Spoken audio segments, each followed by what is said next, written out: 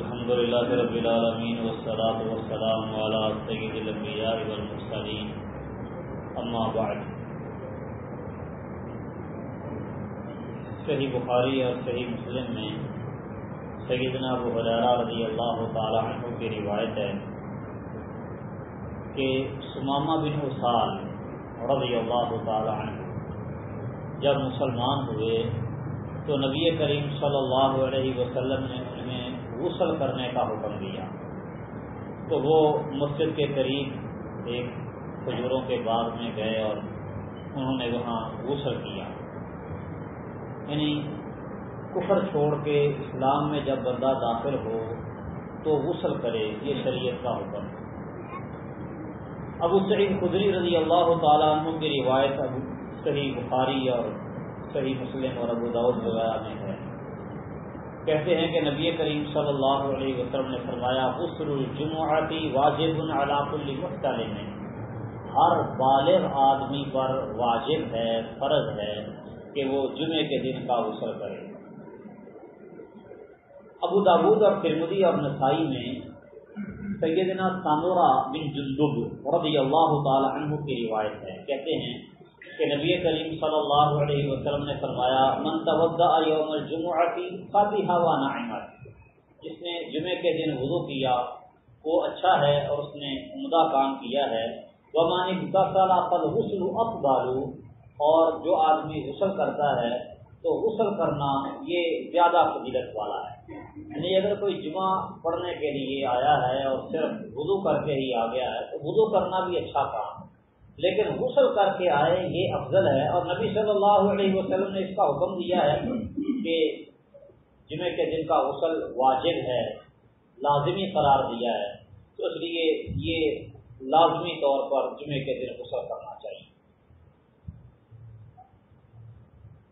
اسلام لانے کے بعد غسل، جمعے کے دن کا غسل اور جنابت کا غسل، یہ فرضی غسل شمار کیے جاتے ہیں جو لازم اور ضروری ہے۔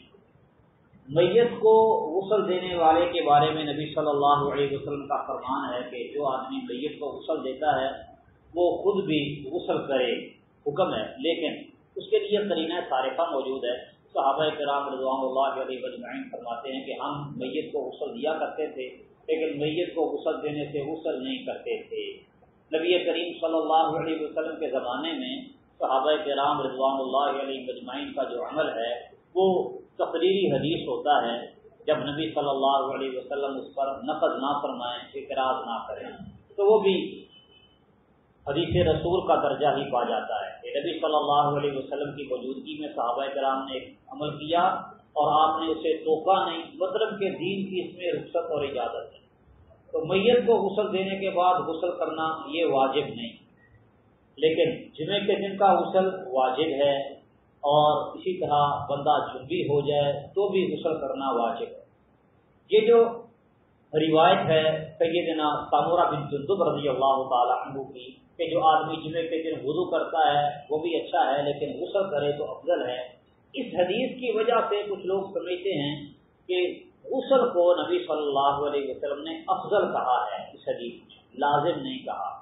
تو معلوم ہوتا ہے کہ جمعے کے دن اگر بندہ غسل نہ بھی کرے تو کوئی حرج نہیں، لیکن یہ بات درست نہیں ہے کیونکہ فرض ہمیشہ وہ افضل ہی ہوا کرتا ہے۔ سارے اعمال میں سے افضل ترین اعمال وہ ہیں جنہیں اللہ رب العالمین امت پر فرض کر دے۔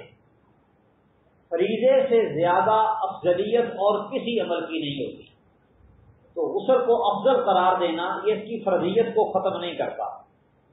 اسی طرح آدمی اگر جنبی ہو گیا، بیوی سے مثلاً صحبت کی، تو اس کے لیے فی الفور غسل کرنا یہ ضروری نہیں ہے، بلکہ اگر دوبارہ وہ صحبت کرنا چاہتا ہے تب بھی غسل کرنا ضروری نہیں۔ ابو سعید خدری رضی اللہ تعالیٰ عنہ کی روایت صحیح مسلم میں ہے، کہتے ہیں کہ نبی کریم صلی اللہ علیہ وسلم نے فرمایا اذا اتى احدكم اهله ثم اراد ان يعود، جب تم میں سے کوئی آدمی اپنی اہلیہ کے پاس جائے اور پھر دوبارہ جانے کا ارادہ کرے تو فَلْيَتَوَضَّأْ بَيْنَهُمَا وُضُوءً، بہتر ہے کہ وہ دوبارہ جانے سے پہلے وضو کر لے. کیوں؟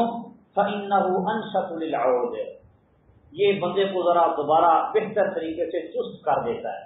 زیادہ سے زیادہ اگر کرنا چاہتا ہے تو وضو کر لے، لیکن غسل کرنا یہ ضروری نہیں کہ غسل کر کے پھر بندہ جائے. اسی طرح سیدہ عائشہ صدیقہ رضی اللہ تعالی عنہ کی روایت ابو داؤد، ترمذی، نسائی اور ابن ماجہ میں ہے، کہتی ہیں کہ نبی کریم صلی اللہ علیہ وسلم ینام وہو جنوب، جنبی ہوتے حالت جنابت میں سو جاتے، من غیر ان یمس ماء، پانی کو ہاتھ لگائے بغیر. افضل اور بہتر ہے کہ اگر بندہ جنابت کی حالت میں ہے، کچھ کھانا پینا چاہتا ہے یا سونا چاہتا ہے تو وضو کر لے کم از کم، یہ افضل اور بہتر ہے، لیکن ضروری نہیں. پانی کو چھوئے بغیر، ہاتھ لگائے بغیر سو جاتے تھے. نیند پوری کر کے صبح اٹھتے اور اٹھ کے پھر آپ غسل فرماتے. یہ نبی صلی اللہ علیہ وسلم کا عمل بتا رہا ہے کہ فی الفور غسل کرنا ضروری نہیں، یا سونے اور کھانا کھانے سے پہلے غسل کرنا ضروری نہیں. ام المؤمنین سیدہ عائشہ صدیقہ رضی اللہ تعالی عنہا کی یہ روایت ہے کہ نبی صلی اللہ علیہ وسلم رمضان کی راتوں میں صبح کے وقت حالت جنابت سے ہوتے اور آپ سحری کھاتے اور اس کے بعد آپ غسل فرما لیتے، یعنی غسل سے پہلے سحری کر لیتے، سحری کر کے اس کے بعد آپ غسل کر لیتے. تو یہ نبی کریم صلی اللہ علیہ وسلم کا عمل اس بات سے واضح ہے کہ کھانا کھانے سے پہلے بھی بندے کا جنابت سے پاک ہونا ضروری نہیں. اسی طرح وہ مسئلہ پیش آتا ہے عام طور پہ کہ وہ عورتیں جو بچوں کو فیڈ کرواتی ہیں، اگر وہ جنابت کی حالت میں ہوں تو کیا وہ بچے کو فیڈ کروا سکتی ہیں؟ کوئی حرج اور مذائقہ نہیں، تمام تر اعمال کیے جا سکتے ہیں. ہاں، صرف قرآن مجید کو چھونا، قرآن کو ہاتھ لگانا یہ منع ہے، کیونکہ نبی کریم صلی اللہ علیہ وسلم نے عمر بن حزم کی طرف جو خط لکھا تھا اس میں یہ تھا، اللہ یمس القرآن الا طاہر، قرآن کو صرف پاکیزہ طاہر ہی ہاتھ لگائے.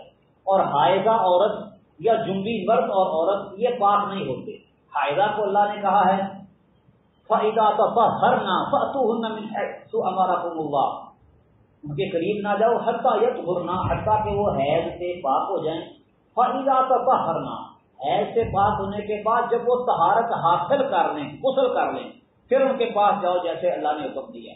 اور جنبی کے بارے میں اللہ تعالیٰ نے فرمایا ہے وَإِن كُنتُمْ جُنُبًا فَطَّهَّرُوا، اگر تم حالت جنابت میں ہو تو طہارت حاصل کر لو، یعنی غسل کر لو. حائضہ اور جنبی کو طہارت حاصل کرنے کا حکم جو دیا ہے، اس سے پتہ چلتا ہے کہ حائضہ اور جنبی طاہر نہیں. اور قرآن مجید کو چھونا منع ہے اس کے لیے جو طاہر نہ ہو. تو جنبی اور حائضہ جب تک یہ غسل نہ کر لیں قرآن کو چھو نہیں سکتے. باقی جتنے بھی اعمال اور افعال ہیں وہ سر انجام دیے جا سکتے ہیں، ان میں کوئی مذائقہ اور حرج نہیں ہے. اللہ تعالیٰ سمجھنے اور عمل کرنے کی توفیق دے. ہمارے